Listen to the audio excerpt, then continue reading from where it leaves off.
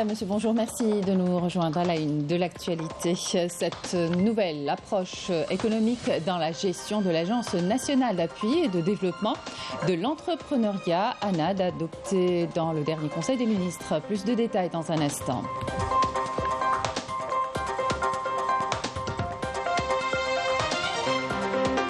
Économie toujours avec l'ouverture de la 18e édition du Salon international des équipements technologiques et des services de l'eau. On découvrira ce système traditionnel d'irrigation appelé Fougara dans la région du Touat.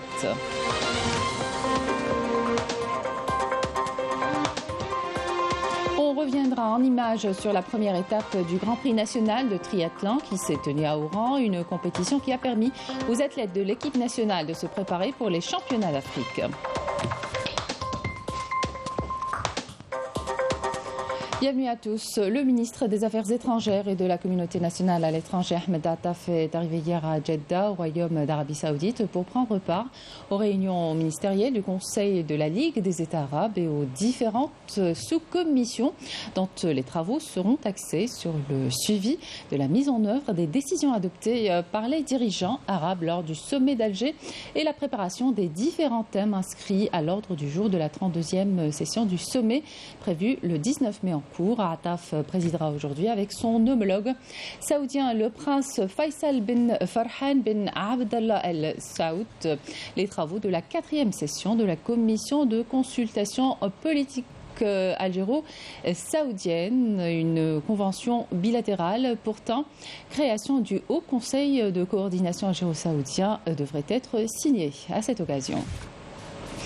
Lors de la réunion du Conseil économique et social préparatoire du sommet arabe prochain, le ministre syrien de l'économie et du commerce extérieur, Samer El-Khalil, a salué les efforts de l'Algérie dans l'unification des rangs arabes et le renforcement de l'action arabe. Écoutez.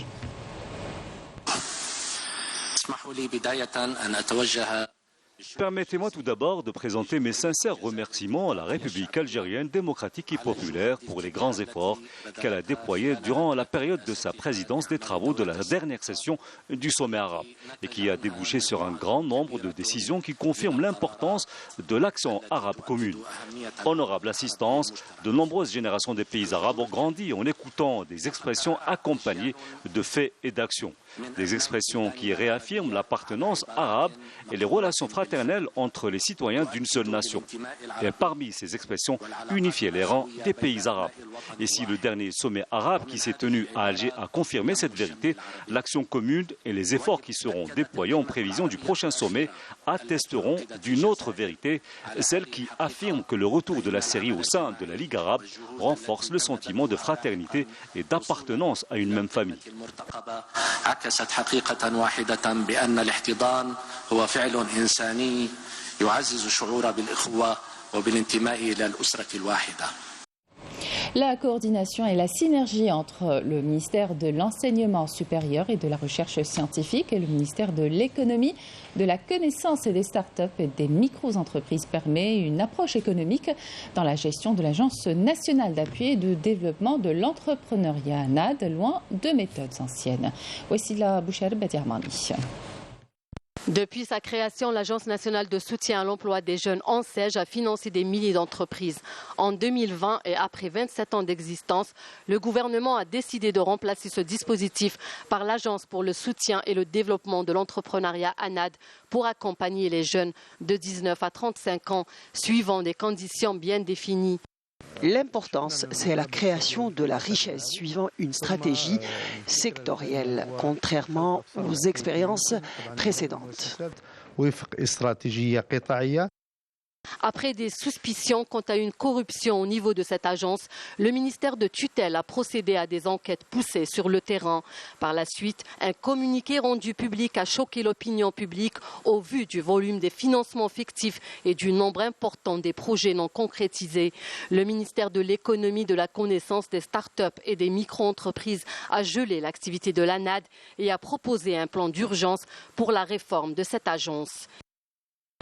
C'est une décision très importante car notre jeunesse possède d'importantes potentialités et beaucoup de compétences, surtout que nos jeunes maîtrisent les nouvelles technologies et nous savons que notre pays a besoin de telles compétences dans un contexte de profondes réformes et de modernisation.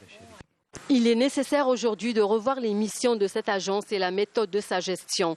Le Conseil des ministres a aussi adopté la décision d'aller vers une nouvelle approche économique dans sa gestion. 13 milliards de dollars perspective d'exportation hors hydrocarbures pour fin 2023. Une feuille de route a été mise en place par les autorités pour atteindre cet objectif. Il s'agit de soutenir la dynamique économique lancée ces dernières années. Depuis octobre 2022, 1300 entreprises et 52 000 emplois ont été créés. Betty Armani. L'économie algérienne ne repose plus que sur les exportations des hydrocarbures, mais également sur les exportations hors hydrocarbures, dont les recettes sont établies à 7 milliards de dollars en 2022. Une nouvelle feuille de route est adoptée par le gouvernement pour augmenter ces exportations et atteindre les 13 milliards de dollars. 13 مليار دولار هو سقف التحدي الذي رفعه السيد رئيس الجمهورية. Le seuil de 13 milliards de dollars est le défi lancé par le président de la République qui est aussi l'objectif du ministère du Commerce qui œuvre à l'atteindre et de concrétiser cette stratégie. Si nous évoquons les exportations, nous devrons évoquer également la production et les importations car il est vrai que l'Algérie dispose de beaucoup de potentialités en termes de production, mais notre pays importe aussi de nombreux produits dans la matière première pour produire localement et satisfaire le marché national mais aussi étranger. التكميلية في كل ما هو إنتاج المنتجات الموجهة للسوق المحلية والتصدير. Les différents secteurs économiques en Algérie connaissent une véritable dynamique, ce qui a permis la création de 1300 entreprises et 52 000 emplois depuis octobre dernier. الحركية الاقتصادية في الجزائر عرفت تطورا كبيرا في ظل السياسة الحالية. La dynamique économique en Algérie a connu de grands développements grâce à la nouvelle politique économique. Nous avons atteint des niveaux importants pour la première fois dans le domaine des exportations. Le chiffre de 13 milliards ne fait pas peur à l'Algérie ni à nos économistes puisque toute cette démarche mise en place suit un plan économique bien étudié.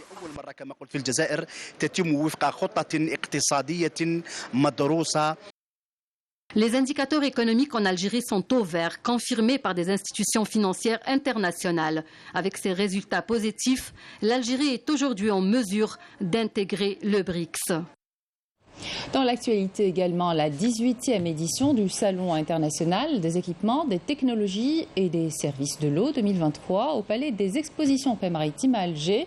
L'événement met en relation les acteurs clés algériens et internationaux du secteur de l'eau en Algérie au programme des conférences sur les thèmes phares du marché de l'eau, entre autres le dessalement de l'eau de mer, l'épuration et la réutilisation des eaux usées. Ce qui nous amène à parler de ce système d'irrigation millénaire qui existe dans plusieurs régions du sud du pays, notamment dans la région du Touet. Il s'agit bien des Fougara, un réseau de puits reliés permettant d'acheminer l'eau en aval jusqu'aux terres agricoles, une eau destinée également à la consommation. Fela Benour.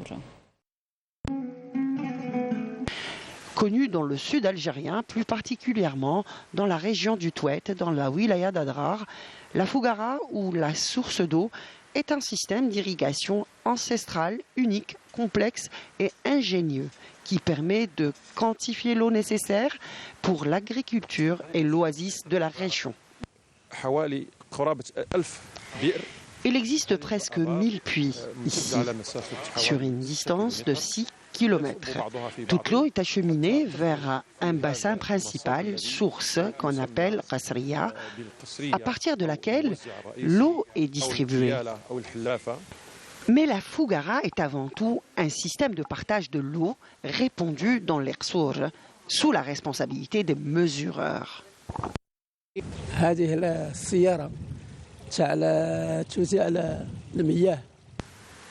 La distribution de l'eau de la Fougara et la quantification se fait par rapport aux personnes concernés.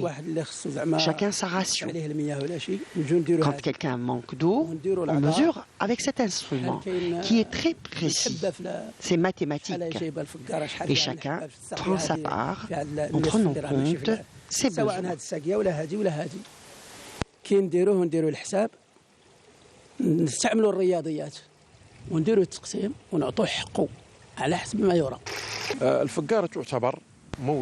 La Fougara est une ressource économique, culturelle et touristique sur laquelle se base la vie des habitants de la région qui l'utilisent pour irriguer leurs plantations. Ici, par exemple, plus de 5000 palmiers sont irrigués grâce à la Fougara.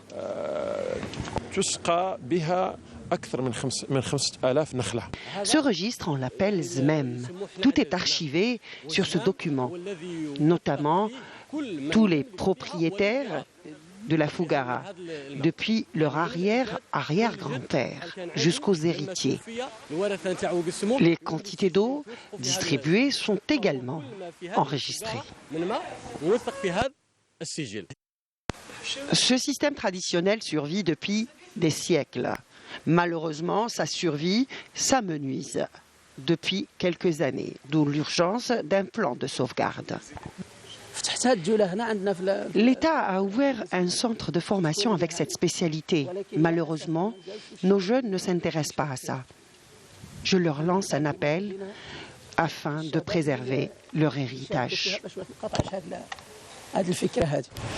Après un incendie, comment et quand replanter ces terres? Après avoir perdu tout le couvert végétal, Omar a commencé à travailler 4 ans après sa parcelle de terre. Il y a planté des poiriers et des pruniers et des pommiers. Le résultat est plus que satisfaisant aujourd'hui, notamment grâce aux facilitations et l'accompagnement de l'État. Yanis Aïd Belkhassem.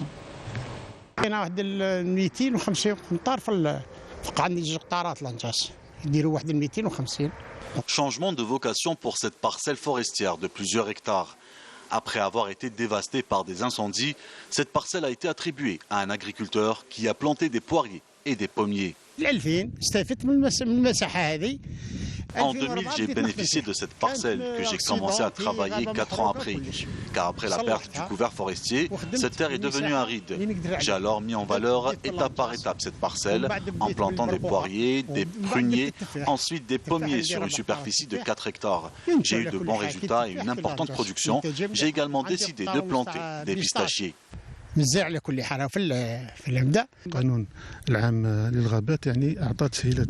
loi portant régime général des forêts prévoit des facilitations aux habitants de la région, leur permettant de bénéficier de ces espaces forestiers pour y planter différentes essences d'arbres, qu'elles soient forestières, fruitières ou même des plantes aromatiques. La loi permet également toutes sortes d'activités agricoles.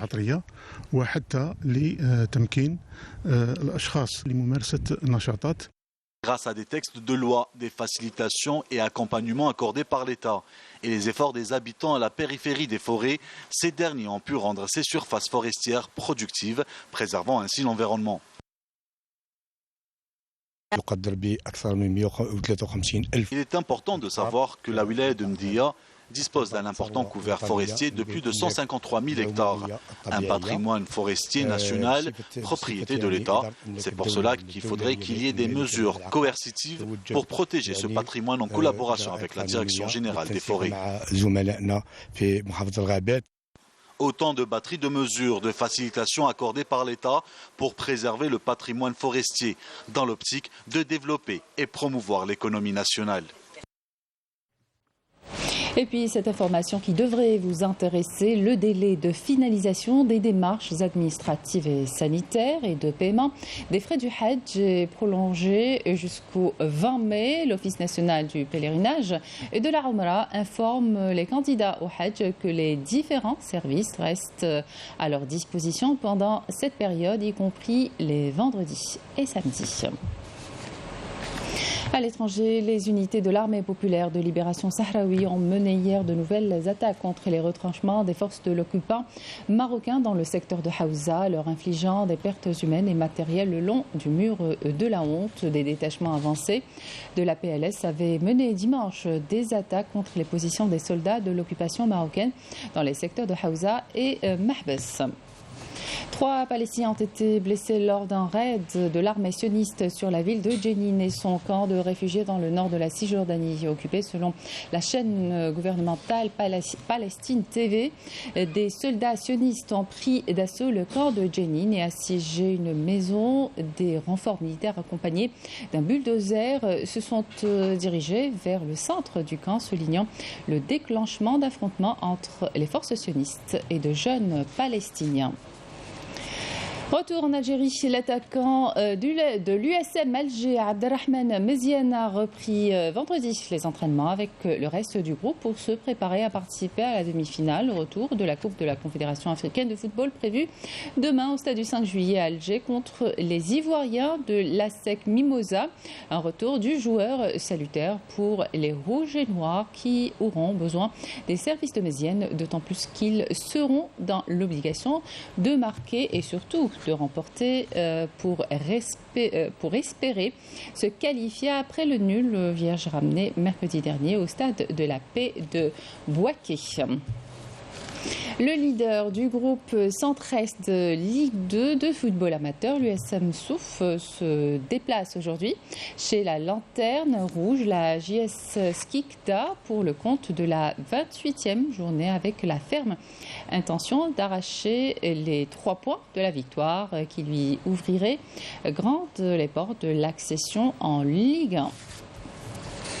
Retour en images à présent sur la première étape du Grand Prix national de triathlon qui s'est tenu à Oran, plus précisément au complexe des Andalouses, l'une des plus belles plages de l'Algérie, organisée par le club Behia Nautique d'Oran en collaboration avec la Fédération algérienne de triathlon. Cette compétition s'est déroulée dans une très bonne organisation et a permis aux athlètes de l'équipe nationale de se préparer pour les championnats d'Afrique. Plus de détails avec Sarah Drbel. 2 semaines après le championnat d'Algérie sprint, plus de 200 triathlètes ont pris part à la première étape du Grand Prix national qui s'est déroulée dans une excellente ambiance. Cette section de triathlon afin de promouvoir cette discipline à travers toute la wilaya d'Algérie. الجزائر قادرة باش تقدم منافسة دولية وعالمية وإفريقية. Cette compétition a vu la participation de toutes les catégories d'âge et tout s'est très bien passé. Au menu, 750 mètres de natation, 20 km de vélo et 5 km de course à pied. Et comme à l'accoutumée, la première place est revenue à l'inamovible Oussama Hallel Bangawen, alors que chez les dames, la médaille d'or a été l'œuvre de Amina Rouba. Je suis très content, j'ai réussi à conserver cette première place. الجمهور تاعنا الحمد لله ما خيبناهمش الحمد لله تحصلت على المرتبه الاولى في هذه الطبعه. J'ai décroché la première place dans une compétition qui s'est tenue dans ma ville devant mon public et ma famille. تما كان عندي تشجيع كبير هو اللي ساعدني كثير نحقق المرتبه الثانيه في هذه لا كومبيتيسيون وان شاء الله مازال نزيدوا نشوفوا لي دوطخ اوبجيكتيف ان شاء الله. الحمد لله الاورغانيزاسيون تاع اليوم كانت مليحه. ما كان كاين والو اللي نقدروا نقولوا ماشي ما عجبناش. Une manifestation sportive qui a permis aux athlètes d'élite de se préparer pour les prochaines échéances internationales. Dernière halte de cette édition, Guelma, la ville moderne se confond avec la ville antique, offrant des sites de toute beauté, les vestiges de la période romaine et byzantine, entre autres témoins de la richesse culturelle et historique de la région. Cette dernière a accueilli de nombreux touristes algériens et étrangers. Rina Lerari. L'antique Kalama continue de drainer des touristes étrangers venus profiter de ses eaux thermales et découvrir sa beauté. Entre la visite de ses hammams, son théâtre antique et autres vestiges de l'époque romaine et byzantine, cette ville au riche passé culturel et historique a de quoi séduire ses visiteurs. L'Algérie est un très beau pays, les gens sont très accueillants, le pays a de grandes potentialités touristiques.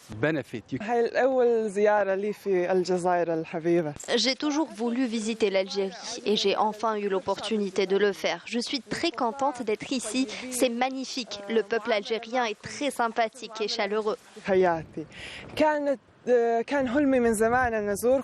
La visite des hôtes de Guelma a été rendue possible grâce notamment aux facilitations de régularisation des visas au profit des touristes étrangers en séjour dans le pays par le biais d'agences de voyage. La wilaya de Guelma connaît l'arrivée d'un grand nombre de touristes étrangers avec en moyenne 3 groupes chaque mois. Entre 2022 et 2023, nous avons enregistré près de 22 agences de voyage qui ont choisi Guelma comme destination touristique par excellence. En ce qui concerne la régularisation des visas, elle s'effectue dès l'arrivée des touristes en Algérie, ce qui a grandement contribué à attirer plus de visiteurs et promouvoir le tourisme dans notre pays.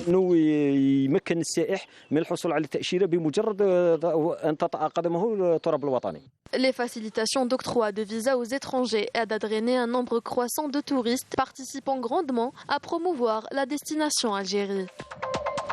C'est la fin de cette édition. Merci de votre attention. Tout de suite, les prévisions météo avec Amel Larrivé. Excellente suite de programme sur Canal Algérie.